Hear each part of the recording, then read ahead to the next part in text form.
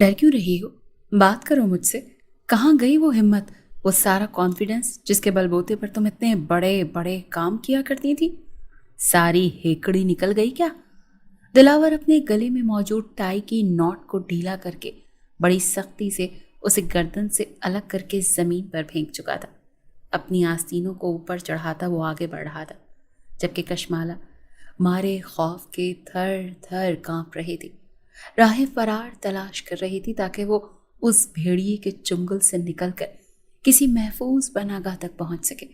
मगर वो जिस कदर उसके करीब आ रहा था, भागने का रास्ता उतना ही तंग होता जा रहा था। एक वक्त ऐसा भी आया जब पीछे दीवार थी और आगे दिलावर मलिक। आंखों में गुस्सा था, हकारत थी। इस वक्त उसकी आंखें उसे शोला उगलती हुई दिखाई दे रही थी। वो आगे बढ़ता हुआ अपना दायां हाथ दीवार पर रख चुका था, जबकि बाएं हाथ से अपनी शर्ट के बटन खोल रहा था। जैसे ही दिलावर मलिक का सीना कशमाला पर वाज़ेह हुआ तो अपने दोनों हाथों से अपना चेहरा छुपा चुकी थी। धड़कन बेतरतीब हुई थी। दिलावर मलिक के वजूद से उठ रही परफ्यूम की खुशबू उसके सांस में शामिल हो रही थी।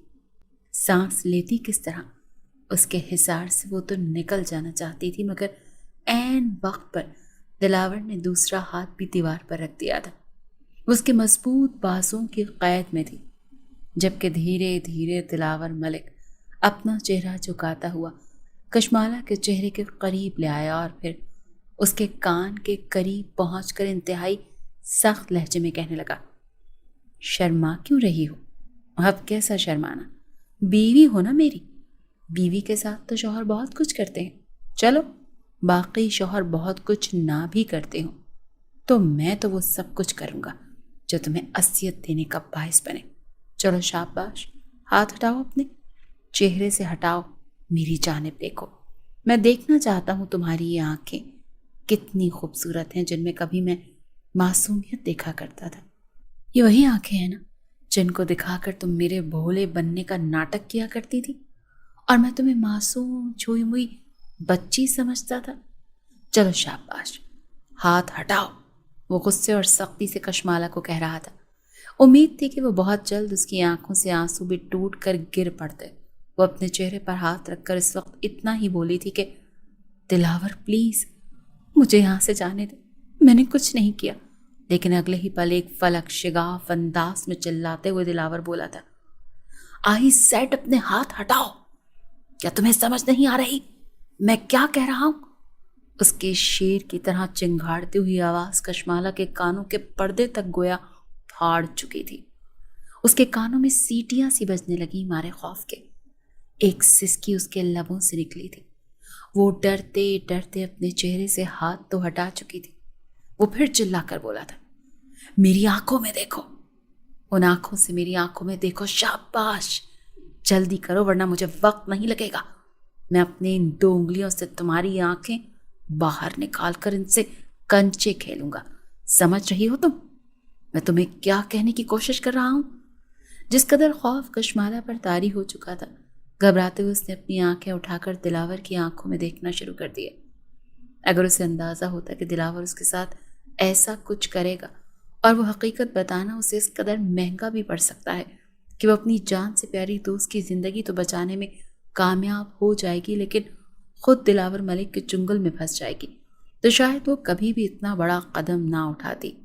उसने पछताते हुए नफी में सर हिलाया और फिर जैसे ही नजरें उठाकर घूरती नजरों में देखा तो पूरे वजूद में एक सनसनी की लहर दौड़ गई। दिलावर अपना चेहरा झुकाए हुए कशमाला के चेहरे के बेहद करीब ला चुका था, यहाँ तक कि उसकी नाक कशमाला की गाल पर अपना लम्स छोड़ चुकी थी। कशमाला की धड़कनें बेतरतीब हुई थी, पूरे वजूद में करंट सा दौड़ा था, लेकिन अगले ही पल दिलावर ने अपना हाथ आगे बढ़ा और कशमाला की गर्दन को दबोच लिया और दबोच कर झटक कर दीवार से मारा था। वो सिसकी थी, लेकिन अगले ही पल बगैर लिहाज किए दिलावर ने उसके मुंह पर हाथ रखा था। उसकी आंखों से आंखें मिलाकर कहने लगा, खबरदार जो दोबारा तुम्हारे लबों से सिसकी मेरी समातों तक पहुंची, वरना मैं ये भूल जाऊंगा कि इस घर में तुम्हारे माँ बाप भी मौजूद हैं। बड़ी इज्जत करती हो ना अपने माँ बाप की। उनके सामने अगर मैं तुम्हें अजियतें दूं, तुम्हें मारूं, तुम्हारा हुलिया बिगाड़ दूं तो कितनी तकलीफ होगी उन्हें। तुम्हारी माँ तो दिल की मरीजा है ना, 2 मरतबा उनके दिल की सर्जरी हो चुकी है। अगर मैं उनके सामने तुम्हारे चेहरे पर एक जोरदार थप्पड़ लगाऊं और फिर तुम्हारे घने रेशमी बालों से तुम्हें घसीट कर सीढ़ियों से नीचे फेंकूं और ये मंजर तुम्हारी माँ देख ले तो क्या वो जिंदा बचेगी? नहीं बचेगी ना। दिलावर के ये अल्फाज कशमाला की तो रूह तक गोया जिस्म से जुदा कर रहे थे। रोते हुए वो नफी में सर हिलाने लगी, अपने हाथ जोड़कर दिलावर के आगे रहम की भीख मांगने लगी। लेकिन बदले में दिलावर का कहकहा गूंजा था। हंसकर कहने लगा, अब क्यों हाथ जोड़ रही हो? तब जोड़ती जब राविया को मेरे खिलाफ भड़का रही थी, तब था ये सब कुछ। अब ड्रामेबाजियां कर रही हो। तुम्हारी नाक में नकेल डालने का बेहतरीन मौका ही निकाला था जो मैंने तुमसे कर चुका हूं। Just wait and watch. अब तुम देखना मैं तुम्हारी नींदें कैसे हराम करता हूं। तुम पल पल अपने लिए मौत मांगोगी, समझी तुम मिस कशमाला दिलावर मलिक।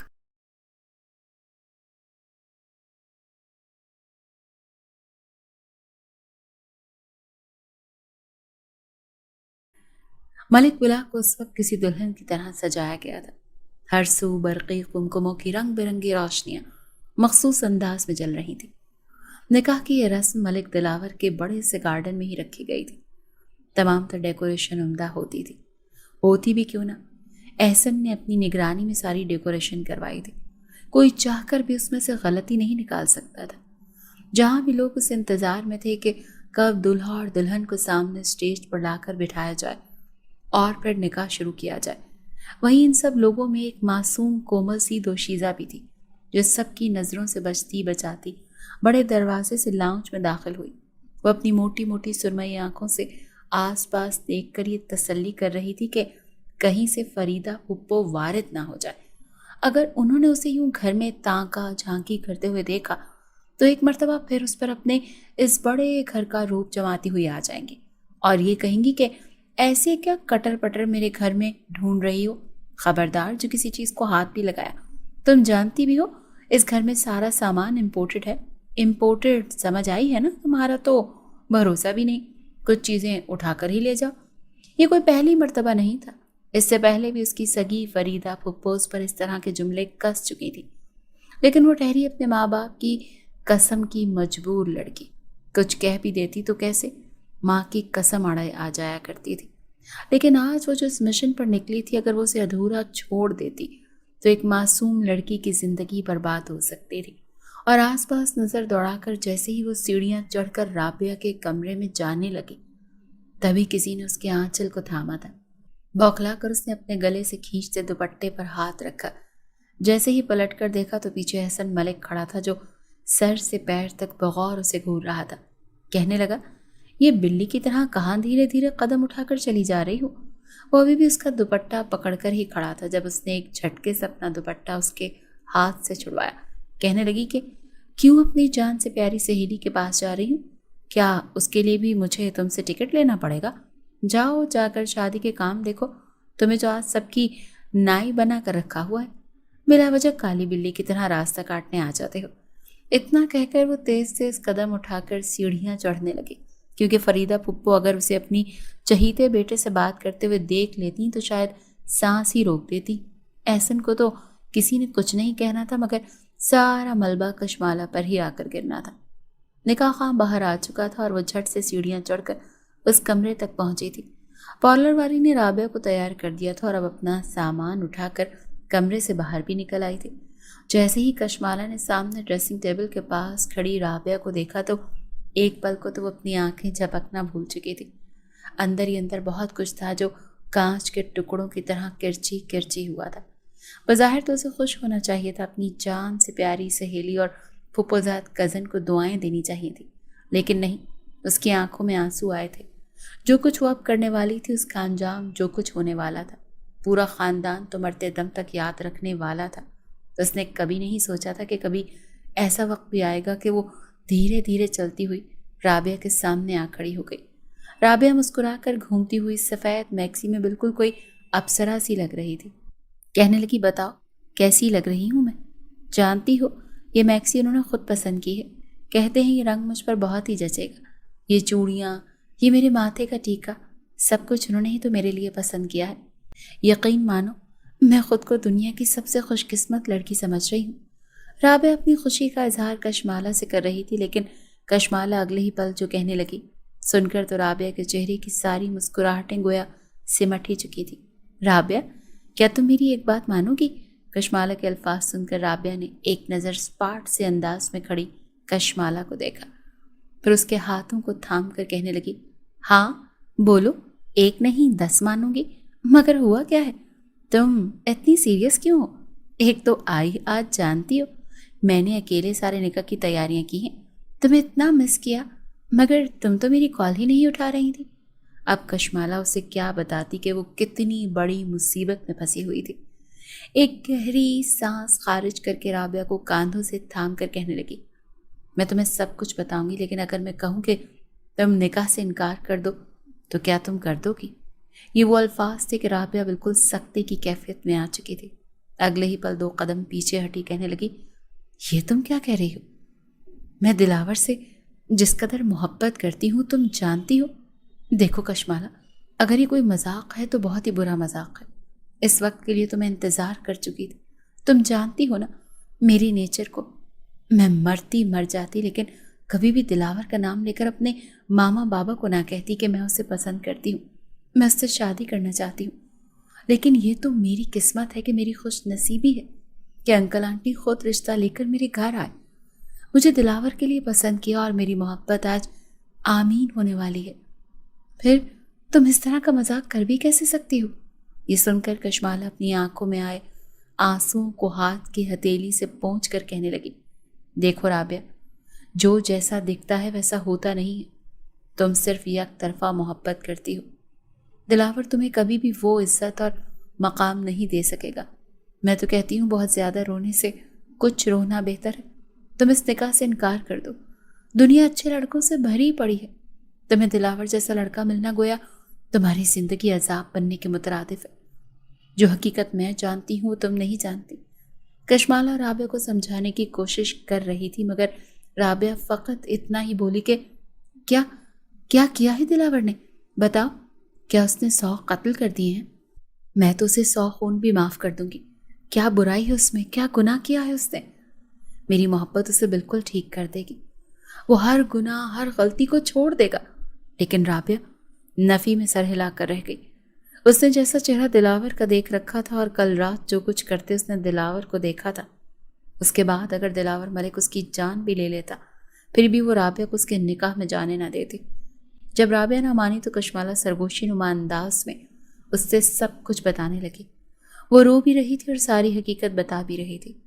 رابعہ حیرت سے دیدے پھاڑے کشمالہ کو دیکھ رہی تھی۔ نفی میں سر ہلانے لگی، شاید وہ ان سب کے لیے تیار نہیں تھی۔ روتے ہوئے کہنے لگی، تم جھوٹ بول رہی ہو، کس کے کہنے پر یہ سب کر رہی ہو؟ میرا دلاور ایسا نہیں ہو سکتا، ابھی چند منٹوں بعد میرا اس کے ساتھ نکاح ہے، وہ میرا محرم بننے والا ہے۔ رابعہ روتے ہوئے کہہ رہی تھی، مگر کشمالہ نے اپنے موبائل میں ایک ویڈیو کو رابعہ کو دکھایا۔ کمرے میں ایک مردانہ آواز گونجی تھی جو اس ویڈیو سے آ رہی تھی، ارے میری جان، کیا ہو گیا؟ تھوڑا سا ہی تو قریب آیا، ابھی تو میں نے تمہاری روح تک کا سفر طے کرنا ہے۔ ارے فکر مت کرو، کوئی نہیں آتا، اگر کسی نے آنا ہوتا تو تمہیں تھوڑی یہاں پر بلاتا۔ ماما بابا تو میرے سو کالڈ نکاح کی شاپنگ کے لیے گئے ہوئے ہیں، گھر میں صرف میرے اور کوئی نہیں ہے۔ بہت بور ہو رہا تھا، اسی لیے سوچا کہ تمہارے ساتھ کچھ وقت بتا لوں۔ اتنے نخرے مت کرو، ادھر آؤ میرے پاس، تمہیں تو جتنا بھی دیکھ لوں جی ہی نہیں بھرتا، جی چاہتا ہے کہ بس ساری عمر میں تمہارے ان باہوں میں گزار دوں۔ یہ آواز تو رابعہ 1000 لوگوں میں بھی پہچان سکتی تھی، یہ آواز تو دلاور کی تھی۔ وہ بغیر پلکیں جھپکائے اس کی ہر بات سن رہی تھی۔ رابعہ کے لیے یقین کرنا مشکل تھا کہ دلاور ایسا بھی کر سکتا ہے، وہ اس کردار کا بھی نکل سکتا ہے کہ گھر میں تنہائی کے لمحات میں ایسی عورتوں کے ساتھ گزارے جن کا تعارف ہمارے معاشرے میں بڑی ہی گندی زبان سے کیا جاتا ہے۔ یہ سوچ کر ہی رابعہ وہیں پر پیچھے کو گر چکی تھی، رو رو کر اپنے ہاتھوں میں موجود انگوٹھیاں پھینک رہی تھی۔ جو چوڑیاں اس نے بڑی چاہوں سے پہنی تھی، یہ سوچ کر کے دلاور نے انہیں خریدا ہے، اسے اتار کر دور پھینک چکی تھی۔ زور زور سے ٹیبل پر ہاتھ مار مار کر اس نے اپنی کلائیاں زخمی کر لی تھی، اور پھر زخموں سے رستا ہوا خون اس نے بے دردی سے پہنچا تھا۔ جس وقت کشمالہ نے اسے خود پر یوں ظلم کرتے دیکھا تو وہ آگے بڑھی، اسے روکنا چاہا، سمجھانا چاہا کہ ایسا مت کرو، پلیز ایسا مت کرو، خود کو اذیت مت دو، بدرسی ہوتی اور تکالیف تم سہتی اگر تمہاری شادی دلاور سے ہو جاتی۔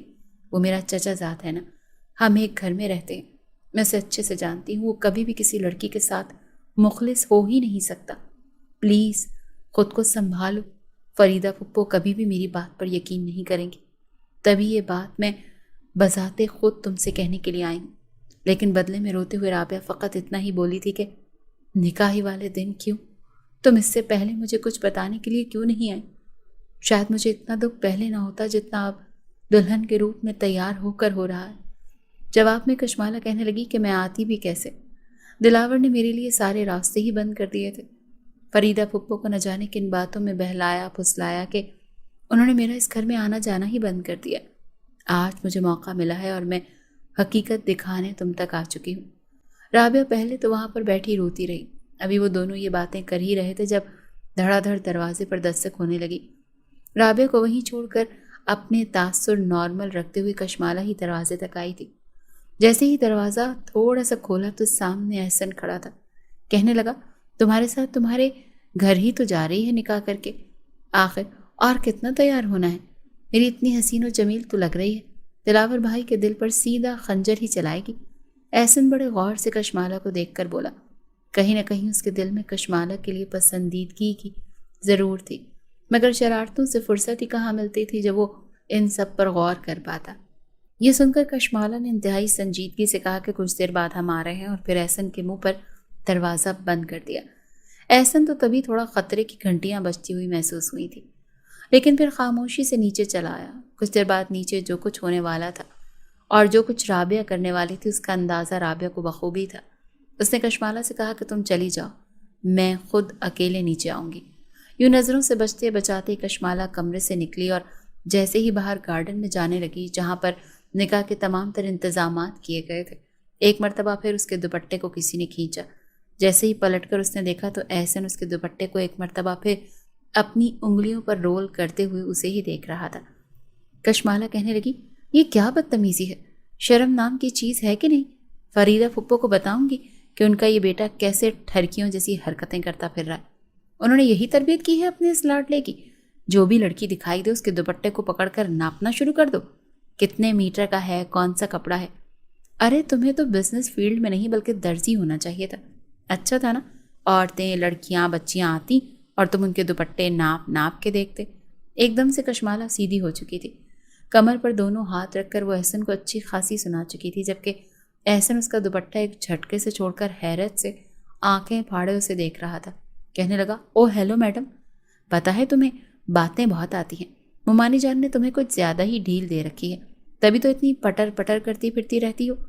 جا کر بتایا نا جب میں نے اپنی اماں کو کہ یہ آپ کی بھابھی شاہدہ کی لاڈلی اکلوتی بیٹی جسے دنیا کشمالہ کے نام سے جانتی ہے، وہ مجھے ایسی کھری کھری سنا رہی ہے اور آپ کی تربیت پر بھی انگلی اٹھا رہی ہے، تو جو حشر تمہارا ہوگا نا، 10 دن تو تمہاری آنکھوں سے آنسو نہیں رکنے اور پورے لاہور میں سیلاب آ جانا ہے۔ ایک تو لڑکا تم پر سیدھی سیدھی لائن مار رہا ہے اور تم نخرے دکھا رہی ہو۔ اس بات کے جواب میں کھا جانے والی نظروں سے کشمالہ نے اسے دیکھا، پھر کہنے لگی، خدا کا خوف کرو، کزن ہو تم، سمجھ رہے ہو نا، کزن۔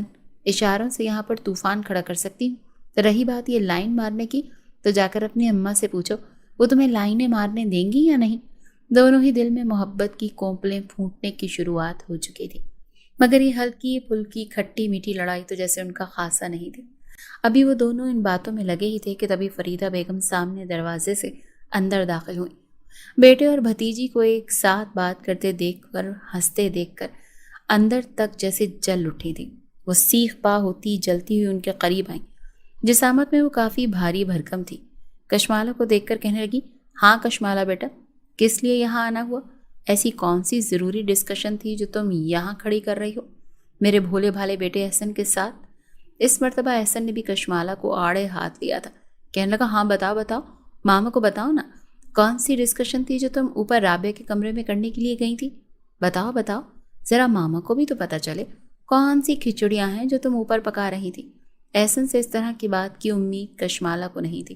वो तो इस बात को खुफिया रखना चाहती थी, मगर एहसन की ये छोटी सी गलती आगे जाकर बहुत बड़ा तूफान खड़ा कर सकती थी। जैसे ही फरीदा बेगम को पता चला कि कशमाला राबिया के कमरे से होकर आ रही है, तो उनका तो पारा ही हाई हो चुका था। कहने लगी, जब मैंने मना किया था कि तुम उससे नहीं मिलोगी, मेरे दामाद ने सख्ती से मना किया था कि तुम्हारी मुलाकात उससे ना हो, तो फिर किसकी इजाज़त से तुम वहाँ पर गई। फरीदा बेगम से अच्छी खासी डांट कशमाला को पड़ चुकी थी। वो चुपचाप बाहर गार्डन में चली आई। हैरत की बात तो ये थी कि एहसन हैरान था कि कुछ देर पहले इतना चपड़ चपड़ बोलने वाली लड़की एकदम से भीगी बिल्ली क्यों बन चुकी थी। उसे अब अपनी गलती का एहसास होने लगा। खुद से ही हम कलाम होकर कहने लगा, बिला वजह ही मामा से उसे इतनी डांट पड़वा दी।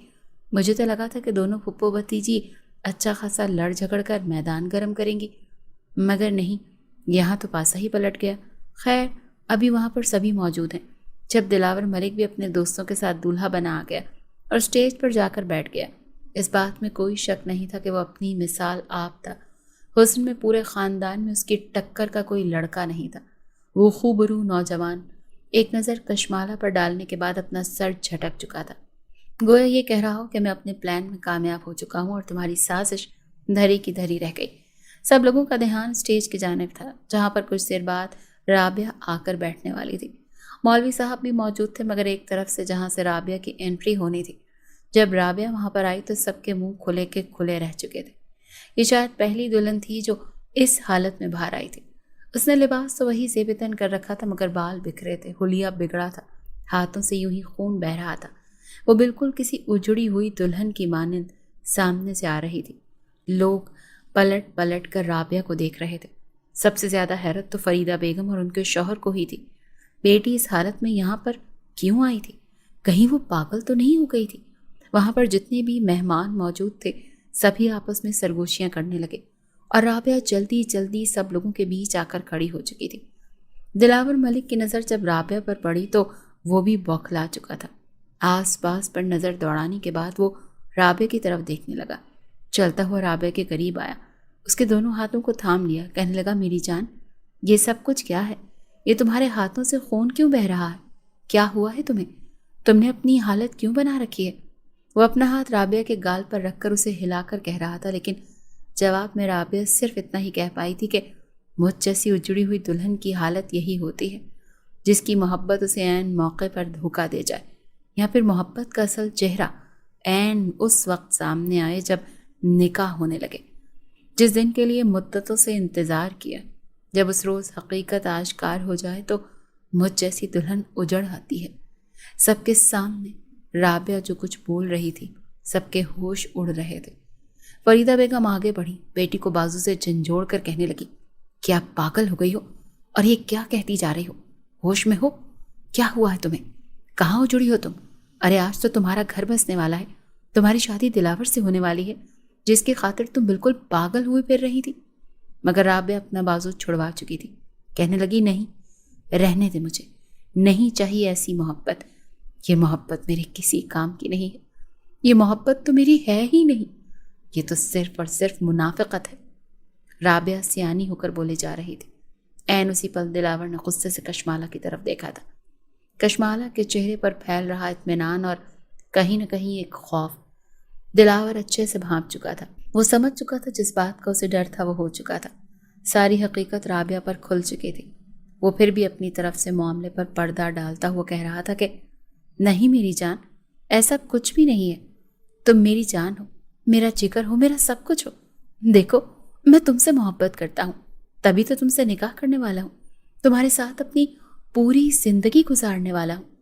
सब लोग टुकर टुकर उन्हीं लोगों को देख रहे थे, लेकिन अगले ही पल अपने पर्स से मोबाइल निकालकर एक वीडियो राबिया चला चुकी थी। वीडियो और आवाज़ वहां पर खड़े लोगों के कानों तक एक एक लफ्ज़ पहुंचा रही थी। दिलावर की आवाज़ तो सभी पहचानते थे। जब फरीदा बेगम ने अपनी बेटी के हाथ से मोबाइल छीन कर सारा मंजर अपनी आंखों से देखा तो सीने पर हाथ रख कर फर्श पर गिर चुकी थी।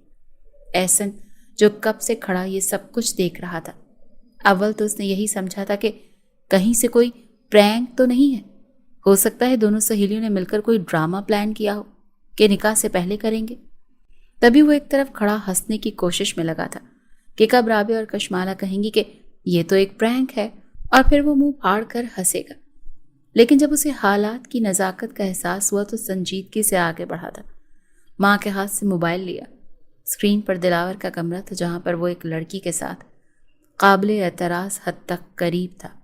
دونوں کے بیچ جو کچھ باتیں تھیں وہ تو پہلے ہی سن چکا تھا، اور پھر جو کچھ وہاں پر ہوتا دکھائی دے رہا تھا، احسن کے تو کانوں سے گویا ہوا نکلنے لگا۔ کان کی لو سرخ ہو چکی تھی۔ سامنے ویڈیو میں دلاور کا کمرہ تھا جس میں وہ جو کچھ کر رہا تھا، احسن بھی آنکھیں موند گیا تھا۔ وہاں پر جتنے بھی لوگ موجود تھے کسی کے وہم و گمان میں بھی نہیں تھا کہ دلاور ملک ایسا بھی کر سکتا ہے۔ مٹھیاں بھیج کر دلاور ملک اپنے غصے پر ضبط کرتا رہا۔ اس نے کھا جانے والی نظروں سے کشمالہ کو دیکھا جو اب حقیقت کھل جانے پر دلاور کو دیکھ رہی تھی، جس نے اسے چیلنج کیا تھا۔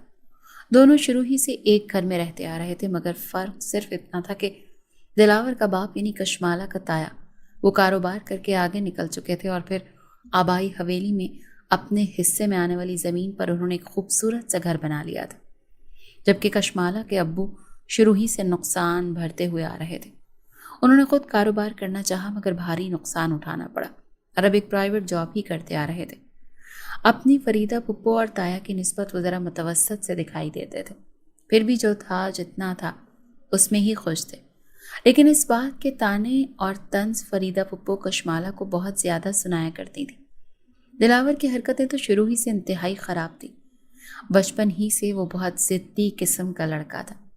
شروع میں جب بیجا لاڈ پیار دلاور ملک کو دیا گیا تو رفیق صاحب منع کیا کرتے تھے، ڈانٹا کرتے تھے، مگر دلاور کی ماں نجمہ خاتون ہمیشہ اپنے شوہر کو کڑوی کسیلی سنا کر کہتی تھی کہ ایک ہی تو بیٹا ہے میرا، اگر اس کی بھی خواہشات پوری نہیں کریں گے تو کیا یہ جائیداد آپ نے لاوارثوں میں بانٹنے کے لیے جمع کی ہے؟ یہی شے اور یہی باتیں تھیں جنہوں نے دلاور کو اس نوبت پر پہنچا دیا تھا کہ وہ کسی کے ساتھ بھی مخلص نہیں تھا۔ جب بھی اس کا سامنا کشمالہ سے ہوتا تو اسے نیچا دکھانے کی باتیں سنانے کا موقع ہاتھ سے جانے نہیں دیتا، جبکہ وہیں دوسری طرف کشمالہ اور رابعہ دونوں کزنز ہونے کے ساتھ ساتھ آپس میں گہری دوستیں بھی تھیں۔ جس پل دلاور ملک اپنے ماں باپ کے جانے کے بعد گھر میں ایک غیر عورت کو لایا تھا تو اس کی ویڈیو ریکارڈنگ کشمالہ نے کر لی تھی، کیونکہ وہ کسی بھی صورت رابعہ کی زندگی برباد نہیں کرنا چاہتی تھی، مگر اس بات سے انجان تھی کہ اسے خود اس بات کا کتنا بڑا خمیازہ بھگتنا پڑے گا۔ فریدہ بیگم نے آگے بڑھ کر ایک سناٹے دار تھپڑ دلاور کو مارا تھا۔ اسے گریبان سے پکڑ کر جھنجھوڑ کر پوچھ رہی تھی، یہ سب کچھ کیا ہے؟ تمہیں ایک مرتبہ بھی شرم نہیں آئی؟ یہ کیا کرتے پھر رہے ہو تم؟ میری بیٹی کو دھوکہ دے رہے تھے؟ دیکھتے ہی دیکھتے وہاں پر اچھا خاصا شور برپا ہو چکا تھا۔ نجمہ خاتون فریدہ بیگم کو سمجھانے کی کوشش میں لگی تھی، لیکن رابعہ ہاتھ کھڑے کر چکی تھی۔ سب کے سامنے ہاتھ جوڑ کر کہنے لگی، جو تماشا ہونا تھا ہو چکا۔ میں رابعہ افتخار پورے ہوش و حواس میں یہ اعلان کرتی ہوں کہ دلاور ملک سے میرا کوئی تعلق نہیں ہے، نہ ہی اسے اب کسی بھی طرح کا کوئی تعلق رکھوں گی۔ آپ سب کے آنے کا بہت بہت شکریہ۔ رابعہ کی یہ بات سن کر دھیرے دھیرے مہمان سرگوشیاں کرتے وہاں سے جانے لگے۔ سب سے زیادہ بے عزتی دلاور اور اس کی ماں باپ کی ہوئی تھی۔ رابعہ روتے ہوئے واپس گھر کی طرف بھاگی تھی۔ دلاور بھی اس کے پیچھے ہی لپکا تھا، مگر اس مرتبہ احسن نے آگے بڑھ کر اسے کالر سے پکڑ لیا تھا۔ آج تک کسی کی جرت نہیں ہوئی تھی کہ دلاور کے کالر تک کوئی پہنچ سکے۔ اس نے احسن کو دیکھا، لب بھیج کر کہنے لگا، احسن کالر چھوڑو میرا، تم اپنی لمٹ کراس کر رہے ہو، مجھے رابعہ سے بات کرنی ہے۔ لیکن اگلے ہی پل احسن نے دونوں ہاتھوں سے اس کا گریبان پکڑ کر ایک تھپڑ اس کے منہ پر لگایا۔ پل بھر میں کیا سے کیا ہو چکا تھا، سب کچھ، ساری خوشیاں برباد ہو کر رہ چکی تھیں۔ دلاور کو ایک مرتبہ بھی رابعہ سے ملنے نہیں دیا گیا۔ احسن اپنے ہاتھوں ساری ڈیکوریشن اکھاڑ پھینک چکا تھا، جبکہ دلاور اپنی اتنی بے عزتی ہو جانے کے باوجود بھی چلا چلا کر اپنی بے گناہی پر صفائیاں پیش کر رہا تھا۔ لیکن جب کوئی بھی نہ مانا تو وہ غصے سے راستے میں آنے والی ہر ایک چیز کو دور پٹکتا ہوا واپس اپنے گھر آ گیا۔ جاتے جاتے ایک پل کو کشمالہ کے پاس ضرور رکا تھا۔ اس کی آنکھوں میں اس قدر غصہ تھا کہ کشمالہ جھرجھری لے کر رہ گئی۔ انگلی اٹھا کر اس سے فقط تنبیہ کرتا، گویا یہ یاد کروا رہا تھا کہ اب تمہاری خیر نہیں۔ فریدہ بیگم نے اپنے اس بھائی بھابھی اور بھتیجے سے ہر طرح کا تعلق توڑ دیا تھا۔ کہنے لگیں کہ یہی سمجھیے گا کہ آپ کی بہن آپ کے لیے مر چکی ہے۔ رفیق صاحب اپنی بہن کے آگے ہاتھ تک جوڑ چکے تھے، مگر فریدہ بیگم اپنی بیٹی کو سینے سے لگا کر کہنے لگی، میری بچی کی تذلیل کی گئی ہے، اسے رنج پہنچایا گیا ہے، میں یہ سب کچھ اتنی آسانی سے بھولنے والی نہیں۔ میری بچی کی خوشیوں پر تو میرے 100 بھائی بھی قربان۔ یہ سننا تھا کہ نجمہ خاتون اور رفیق صاحب دونوں ہی واپس گھر پلٹ آئے۔ دلاور کی جس قدر بے عزتی گھر آ کر انہوں نے کی تھی، کشمالہ اپنے کمرے میں رہ کر بھی سن رہی تھی۔ کہیں نہ کہیں وہ اندر تک پرسکون تھی، کیونکہ اس نے رابعہ کو ایک بہت بڑے خطرے سے بچا لیا تھا۔ اس وقت کشمالہ کے ماں باپ بھی فریدہ بیگم کی ہی طرف رکے ہوئے تھے۔ رابعہ کو تو جیسے سکتہ ابھی تک نہیں ٹوٹا۔ اس وقت اپنے پورشن میں کشمالہ تھی کہ جب کال آئی، اسکرین پر احسن کا نمبر جگمگایا۔ اس نے فون کان سے لگایا تو پہلا سوال یہ احسن نے اس سے ہی کیا تھا کہ کشمالہ سچ سچ بتاؤ، یہ ویڈیو تم نے ہی رابعہ کو دکھائی ہے نا؟ کشمالہ کی خاموشی گواہی تھی، احسن سچ بول رہا ہے۔ احسن گہری سانس خارج کر کے بولا تھا کہ پاگل لڑکی، یہ ویڈیو تمہیں مجھے دکھانی نہیں چاہیے تھی، معاملہ میں اچھے سے ہینڈل کرتا۔ تم جانتی ہو تم دونوں لڑکیوں کی بیوقوفیوں کی وجہ سے پورے خاندان میں کیسی بے عزتی ہو چکی ہے۔ بتاؤ کب آئی تھی تمہارے پاس یہ ویڈیو؟ احسن کی اس بات پر کشمالہ نے کہا اور پھر سوچتے ہوئے کہنے لگی کہ تقریباً 4 دن پہلے۔ احسن سر پکڑ کر رہ چکا تھا۔ کہنے لگا تو 4 دن پہلے تم نے مجھے یہاں واٹس ایپ پر سینڈ کیوں نہیں کی؟ کشمالہ سوچ میں پڑ چکی تھی اور پھر کہنے لگی، یہ ویڈیو رابعہ کو ہی دکھانا چاہتی تھی تاکہ اسے حقیقت کا علم ہو سکے۔ اس کی بے وقوفی پر احسن سر پکڑ کر رہ گیا تھا۔ تو میں کیا رابعہ کا دشمن ہوں؟ بھائی تھا نا اس کا، تم وہ ویڈیو مجھے دکھا دیتی، کم از کم اتنا بڑا تماشا تو نہ کھڑا ہوتا۔ ایسے اس بلنڈر کے بارے میں بتا رہا تھا جیسے اچانک کھڑا ہو چکا تھا۔ کشمالہ بھی اپنے ناخن منہ میں دبائے انہی خراشتی ہوئی سوچ میں پڑ چکی تھی کہ ہاں واقعی غلط اس نے کر دیا تھا۔ کتنی بے عزتی ہو چکی تھی پورے خاندان کے سامنے۔ نہ جانے رابعہ کے لیے اچھا رشتہ ملے گا بھی یا نہیں۔ وہ ابھی یہ سوچ ہی رہی تھی جب اگلے ہی پل موبائل اس کے کان سے کسی نے الگ کیا۔ گھبرا کر جب کشمالہ نے پیچھے مڑ کر دیکھا تو اس کے پیچھے دلاور کھڑا تھا۔ انتہائی سخت تاثرات کے ساتھ اس نے ایک نظر کشمالہ پر ڈالی اور موبائل اسپیکر پر ڈال دیا۔ تبھی احسن کی آواز اونچی تھی، جیسے تمہاری پاگلوں جیسی حرکتیں ہیں نا، قسم سے میں تو سوچ رہا ہوں کہ رابعہ آپی کی شادی کے بعد تمہیں بھی رخصت کر کے میں اپنے اس گھر میں لے آؤں، لیکن میری امی تو ویسے ہی تمہیں اچھا نہیں سمجھتی، تمہاری ان حرکتوں سے تو ان کا پارا اور ہائی ہو جائے گا۔ قسم سے تم اپنی ان بیوقوفانہ حرکتوں سے نا مصیبت ہی کھڑی کرتی رہتی ہو۔ کبھی کبھی تو مجھے حیرت ہوتی ہے کہ میں تم جیسی لڑکی پر آخر دل ہار کیسے بیٹھا۔ ایسے نہیں سب کچھ بول رہا تھا، یہ بے عزتی تھی یا پھر محبت کا اظہار؟ کشمالہ دیدے پھاڑے کپ کپاتے وجود کے ساتھ دلاور کو دیکھ رہی تھی۔ جب اگلے ہی پل دلاور کے چہرے پر ایک مسکراہٹ پھیلی، اس نے موبائل پر کال کاٹ کر سامنے بیڈ پر اچھال دیا اور پھر چلتے چلتے کشمالہ کے قریب آنے لگا۔ کشمالہ کے تو چہرے کی ہوائیاں ہی اڑ گئی تھیں۔ چہرہ یوں سفید پڑ چکا تھا جیسے خون موجود ہی نہ رہا ہو۔ اس سے پہلے کہ کشمالہ گھبراتے ہوئے اپنے اس کمرے سے بھاگ کر باہر جاتی، ایک ہی جھٹکے سے دلاور نے اس کا بازو پکڑ کر اسے بیڈ پر گرایا تھا۔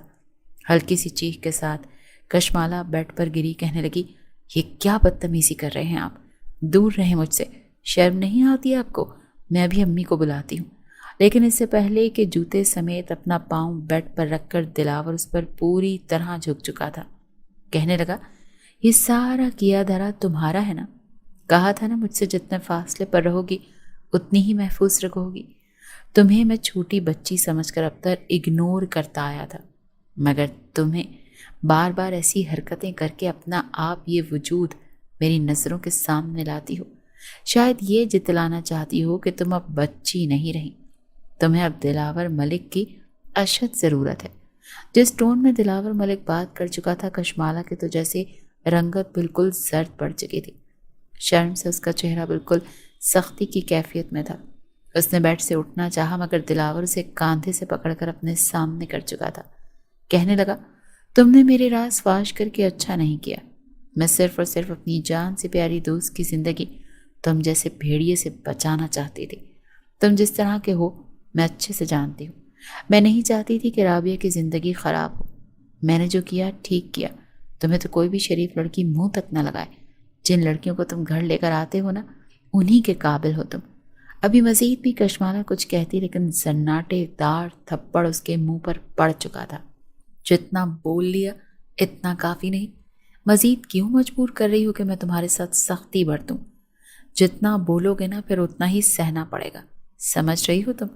उसे तो मैं ऐसा बदला लूंगा कि तुम्हारी रूह तक लरस जाएगी। तुम मुस्कुराना भूल जाओगी। उस वक्त तो कशमाला को समझ ना आई, लेकिन ठीक 3 महीने बाद जो कुछ उसके घर में हुआ किसी के वहमो गुमान में भी नहीं था।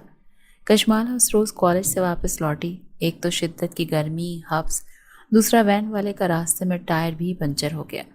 यूं गर्मी में खज्जल होकर वो घर पहुंची थी, लेकिन जैसे ही घर में पहला कदम रखा तो दालान में आने वाली अपने ताया, अबू और ताई की आवाज़ों से बौखलाने पर मजबूर हो गई। देखो शफकत, मेरा बेटा तो तुम्हारे सामने ही है। ये इन महीनों में कैसे बदल गया है। और अब मेरी बेटी की ख्वाहिश है कि वो कशमाला के साथ अपनी ज़िंदगी के सफ़र को आगे बढ़ाना चाहता है। क्या ही अच्छा होगा कि हम दोनों भाई अपने इस रिश्ते को मजबूत कर लें और कशमाला हमारे घर हमारी बेटी बनकर आ जाए। ताया अब्बू के मुंह से ये अल्फाज सुनने थे कि कशमाला के तो पैरों के नीचे से ज़मीन ही खींच दी गई। दिलावर के लिए, वो भी दिलावर की मर्जी से उसका रिश्ता लेने आए थे?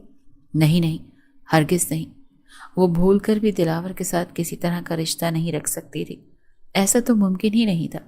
ज़मीन आसमान एक हो सकते हैं, लेकिन दिलावर और कशमाला का रिश्ता कभी नहीं।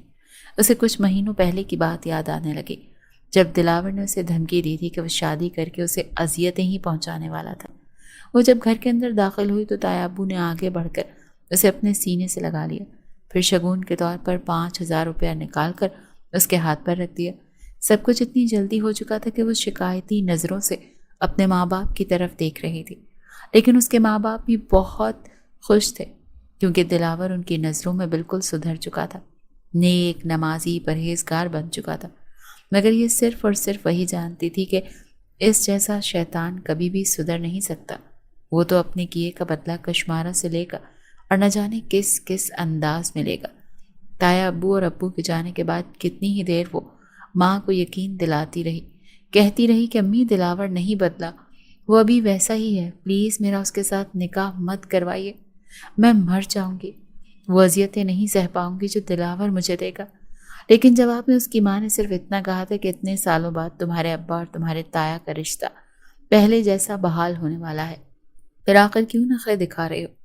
तुम्हारी ताया लोग अमीर हैं, किसी चीज़ की कोई कमी नहीं है। तुम उस घर में अकलौती बहू बनकर राज करोगी, राज। लेकिन आखिर में रोते हुए कशमाला ने यही कहा था, क्या आपको फरीदा पुप्पो का एहसास नहीं है? राबिया मेरी दोस्त है, उसके दिल पर क्या गुजरेगी, वो मेरे बारे में क्या सोचेगी कि मैं उस लड़के से उसे खबरदार करती रही और उसे अब मैं खुद निकाह करने जा रही हूँ। मेरे में तो हिम्मत ही नहीं थी कि मैं राबिया को बताती कि मेरे माँ बाप मेरे साथ ज़बरदस्ती कर रहे थे, क्योंकि उन्हें अपने रिश्ते मजबूत करने थे।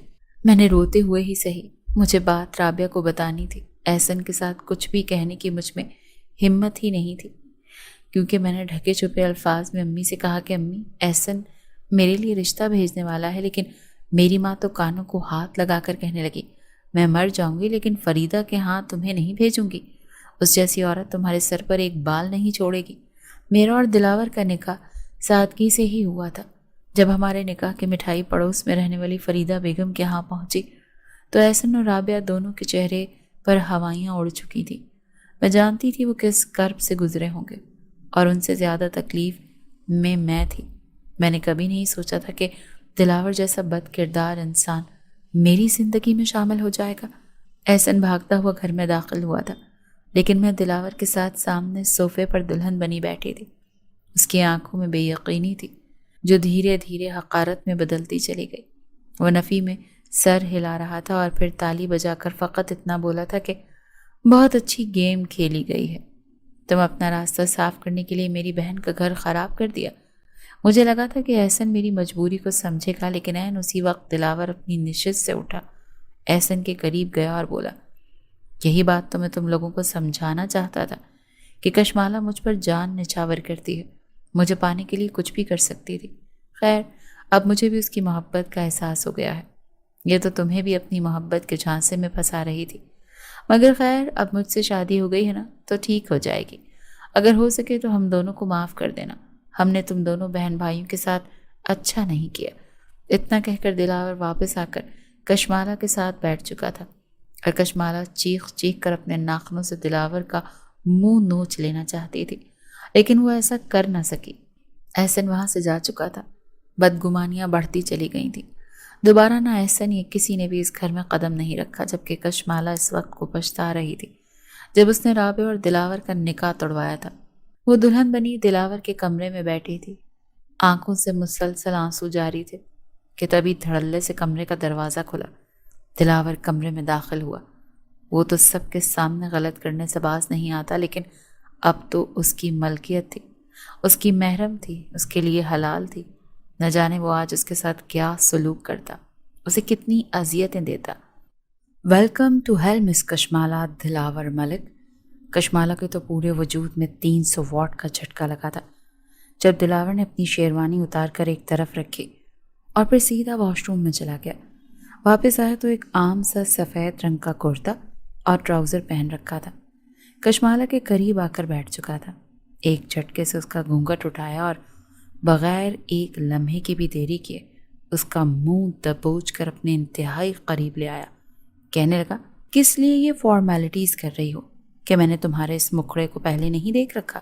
جاؤ شاباش، یہ بھاری بھرکم جوڑا، یہ جولری، سب کچھ اتار کر 5 منٹ کے اندر اندر جہاں مجھے بستر پر ملو۔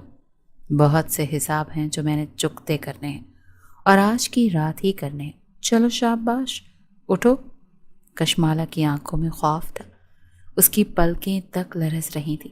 وہ نظروں ہی نظروں میں رحم کی اپیل کر رہی تھی، لیکن اگلے ہی پل دلاور چلایا تھا، سنائی نہیں دیا؟ میں نے کیا کہا؟ جاؤ جا کر چینج کر کے آؤ۔ کیا بہری ہو گئی ہو؟ کشمالہ اٹھی، آنکھوں سے مسلسل آنسو جاری تھے، لیکن کان کو جاتے ہوئے دلاور نے اس سے صاف کہہ دیا کہ تمہارے رونے کی آواز میرے کانوں تک مت پہنچے، ورنہ میں اور بھی برا کروں گا۔ تبھی اس سسکیوں کے ساتھ کشمالہ سارا میک اپ اتار کر آئی تھی، ساری جولری اس نے اتار دی تھی اور پھر گھبراتے ہوئے ڈریسنگ ٹیبل کے سامنے کھڑی ہو گئی۔ اسے اس رات کا ہی سب سے زیادہ ڈر تھا، نہ جانے دلاور آج کی رات اس کے ساتھ کیسا سلوک کرتا۔ دلاور خود بیڈ پر بیٹھا اسے سر تپہر گھور رہا تھا۔ کہنے لگا، وہاں کیا کھڑی ہو؟ جب پھر بھی کشمالہ نہ آئی تو وہ خود اٹھ کر اس کے قریب آیا۔ گھبراتے ہوئے کشمالہ نے ڈریسنگ ٹیبل سے کانچ کا گلدان اٹھا لیا۔ خوف کا یہ عالم تھا کہ وہ رو بھی رہی تھی، کانپ رہی تھی اور کانچ کا گلدان اٹھا کر کہہ رہی تھی کہ میرے قریب مت آنا دلاور، میں تمہیں مار دوں گی، میرے قریب مت آنا، مجھے تمہارے ساتھ کسی بھی طرح کا تعلق قائم نہیں کرنا، سمجھے تم؟ لیکن اگلے ہی پل دلاور ہنسا تھا۔ آگے بڑھ کر وہ اسے گردن سے دبوچ چکا تھا اور گردن سے دبوچ کر وہ اسے بستر تک لایا تھا۔ کشمالہ کا سانس اکھڑ رہا تھا، وہ کھانس رہی تھی، اکھڑی اکھڑی سانسیں لے رہی تھی۔ دلاور نے خود کو چھوڑنے کا کہہ رہی تھی، لیکن وہ یہی کہہ رہا تھا کہ یہ تو بس شروعات ہے، مجھے اپنی ایک ایک بے عزتی کا بدلہ لینا ہے۔ بہت شوق تھا نا تمہیں میرے راز فاش کرنے کا، اب دیکھو میں تمہارے ساتھ کیا کرتا ہوں۔ اتنا کہنے کے بعد اس پر حاوی ہونے لگا۔ بھلے ہی کشمالہ اس کی بیوی تھی، لیکن اس نے نرمی کا مظاہرہ نہیں کیا تھا، خود کسی وحشی بھیڑیے کی طرح اس کے وجود پر موجود کپڑوں کو تار تار کر رہا تھا۔ وہ رو رہی تھی، چلانا چاہتی تھی، لیکن اس کے منہ پر ہاتھ رکھ چکا تھا۔ ایسا لگ رہا تھا جیسے اسے زیادتی کا نشانہ بنا رہا ہو، اور اس کے بعد وہ اسے جس حد تک بھی اذیت دے سکتا تھا اس نے دے دی تھی۔ ساری رات انتہائی کرب اور تکلیف سے دو چار رہنے کے بعد سسک سسک کر وہ بیڈ کے کونے سے ٹیک لگائے سو گئی۔ صبح جب اس کی آنکھ کھلی تو جب اسے دلاور نے پاؤں کی ٹھوکر ماری، وہ تل ملا کر اٹھی، آس پاس دیکھنے لگی۔ دلاور کہنے لگا، اٹھو اور جا کر میرے لیے ناشتہ بناؤ، خلیات درست کرو اپنا، اور خبردار جو کسی کو بھنک بھی لگنے دی۔ کشمالہ کی طبیعت بے حد خراب تھی، پر پھر بھی وہ اٹھی، لڑکھڑا کر چلتی ہوئی واش روم کی طرف جانے لگی، لیکن پیچھے سے ایک مرتبہ پھر دلاور کی آواز گونجی، ٹھیک سے چلو، یہ کیا ڈرامے بازیاں شروع کر رکھی ہیں تم نے؟ کل رات کے بعد اس قدر خوف کشمالہ کے دل میں دلاور کا بیٹھ چکا تھا کہ وہ اس کی سانس کی آواز سن کر بھی سہم جاتی تھی۔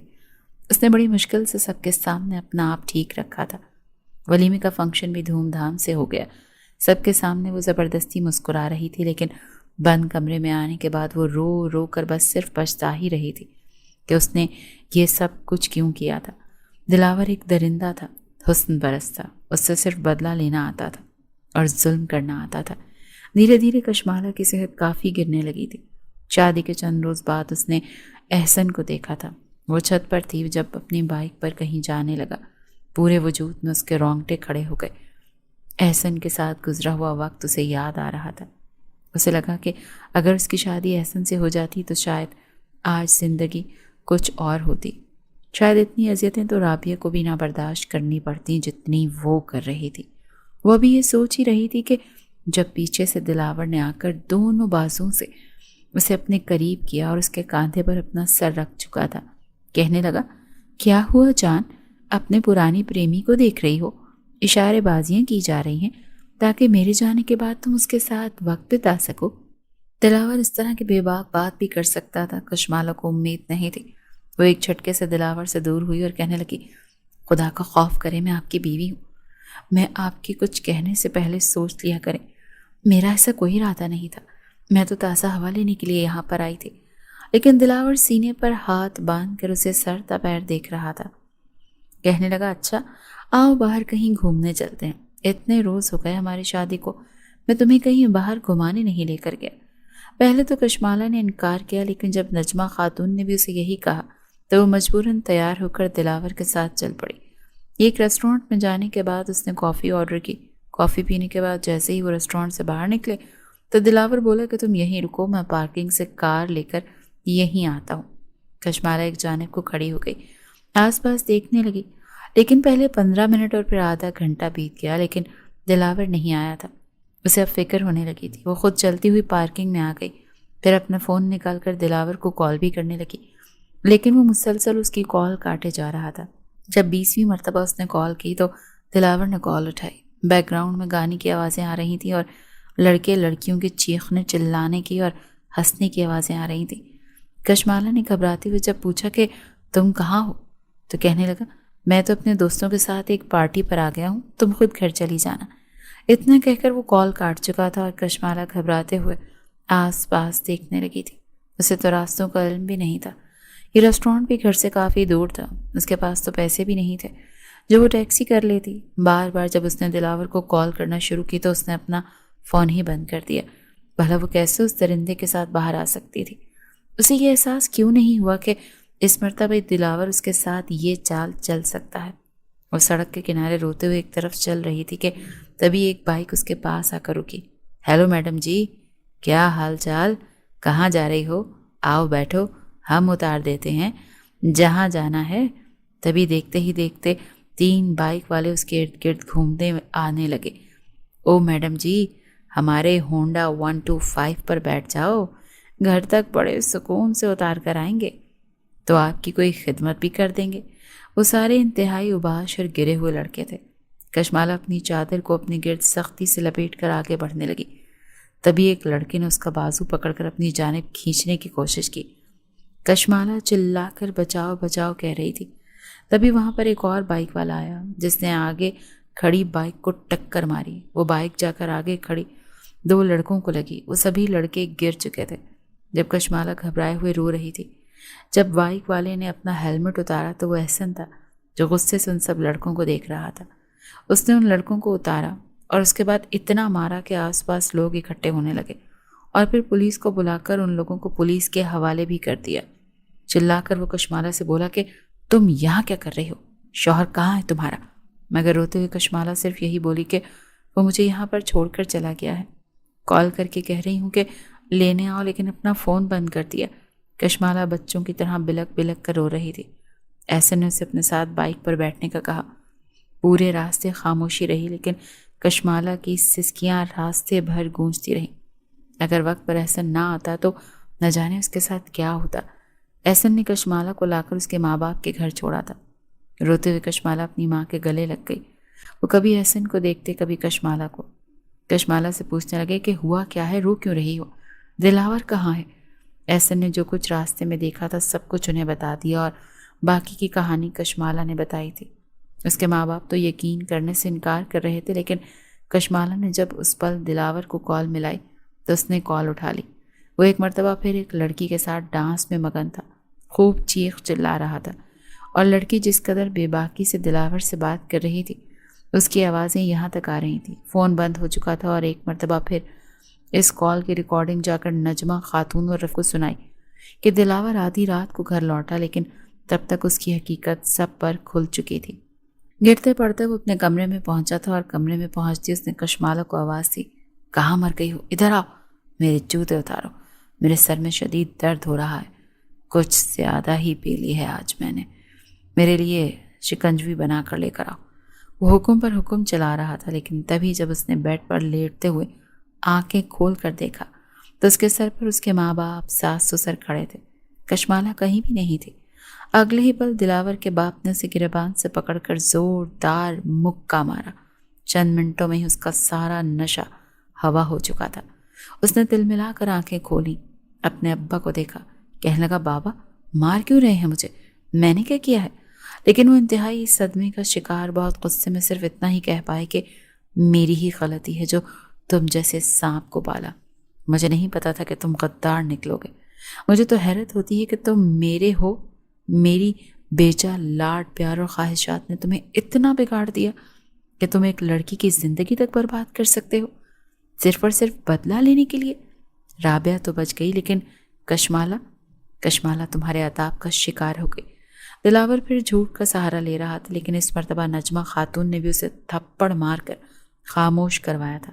کہنے لگی، بس بہت ہو گیا، تم ابھی کے ابھی کشمالہ کو طلاق دو گے، وہ تم جیسے بھیڑیے کو بالکل بھی ڈیزرو نہیں کرتی۔ دلاور انکار کر رہا تھا، لیکن جب نجمہ خاتون نے قسم اٹھائی کہ اگر تم نے کشمالہ کو طلاق نہ دی تو میں تمہیں یہیں پر اپنی جان دے دوں گی، تو اس نے ایک گہری سانس خارج کرتے ہوئے کشمالہ کی طرف دیکھا جو دروازے کے پاس کھڑی تھی۔ احسن بھی وہیں پر موجود تھا۔ دلاور کو یہ بھی بتا دیا گیا کہ بروقت احسن نہ پہنچتا تو نہ جانے ہماری کشمالہ کے ساتھ آج کیا ہو جاتا۔ یہ سن کر دلاور کے کانوں کی لو تک سرخ ہوئی تھی۔ وہ خود جو کچھ مرضی کشمالہ کے ساتھ کرتا، لیکن کوئی اور اس کی طرف آنکھ اٹھا کر دیکھ بھی کیسے سکتا تھا؟ بہرحال سب کچھ ختم ہو چکا تھا۔ ماں باپ کے کہنے پر اس نے کشمالہ کو طلاق دے دی۔ اس کے ماں باپ اسے وہاں سے لے کر جا چکے تھے۔ کچھ کاغذی کارروائی تھی جو پوری ہوئی اور مکمل طور پر کشمالہ دلاور کے چنگل سے چھوٹ چکی تھی۔ وہ ہسمکھ شرارتی سی کشمالہ ان حادثوں کے بعد کافی بدل گئی تھی۔ ماں باپ سے یہ کہہ دیا تھا کہ وہ شادی نہیں کرے گی، جو اب کر لے گی اپنے خرچ خورد اٹھا لے گی، لیکن جیسے اس کی عدت پوری ہوئی تو فریدہ بیگم خود کشمالہ کے ہاں آئی تھی اور احسن کے لیے اس کا رشتہ مانگا تھا، مگر کشمالہ نے یہ کہہ کر انکار کر دیا کہ احسن مجھے ڈیزرو نہیں کرتے، میں ایک طلاق یافتہ لڑکی ہوں، اسے تو کوئی بھی اچھی لڑکی مل جائے گی۔ لیکن رابعہ نے اس کے لبوں پر ہاتھ رکھ دیا، کہنے لگی کہ خبردار، وہ سب کچھ ایک وار تھا، تم مجھے تو بچا گئیں لیکن خود اس درندے کے ہاتھ لگ گئیں۔ تمہاری زندگی یہیں پر ختم نہیں ہوئی، بلکہ وہ ایک خواب تھا، ایک برا خواب جو اب ختم ہو چکا ہے۔ واقعی وہ ایک اچھی دوست تھی، اگر اس کی جگہ کوئی اور ہوتا تو شاید کشمالہ کو دوبارہ اپنے سامنے دیکھنا بھی پسند نہیں کرتا۔ اور یہ ایسا نہیں تھا، اس کی محبت اس نے کشمالہ کو اپنا لیا تھا۔ جب تک دلاور کو احساس ہوا تھا کہ وہ کس قدر غلط ہے تب تک بہت دیر ہو چکی تھی۔ کشمالہ اور احسن کی دھوم دھام سے شادی ہو گئی، دونوں اپنی زندگی میں خوش و خرم رہنے لگے، جبکہ دلاور سب کی نظروں میں برا بن گیا، یہاں تک کہ اس کے اپنے ماں باپ بھی اس سے بات کرنا گوارا نہیں کرتے۔ وہ پچھتا رہا تھا۔ کشمالہ کے لیے اس کے دل میں محبت جاگی تو تھی، لیکن تب تک وہ احسن کی ہو چکی تھی۔